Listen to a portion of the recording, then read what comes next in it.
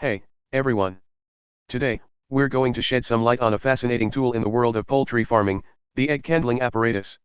If you're into backyard chickens or have ever been curious about the quality of the eggs you consume, this device is a game changer. So, let's crack open the details. Egg candling is a process used to examine the interior of an egg without cracking it open.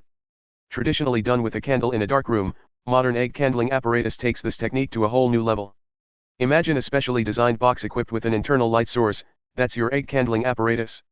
The box is usually made of a material that blocks external light, creating the perfect environment for inspection. When you place an egg on the light source inside the box and turn it on, the internal structure of the egg becomes visible through the shell.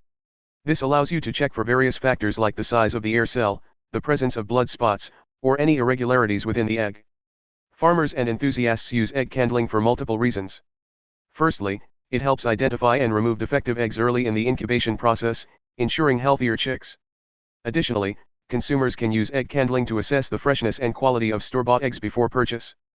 Before we dive into more exciting details, see what I did there, make sure to subscribe to our channel.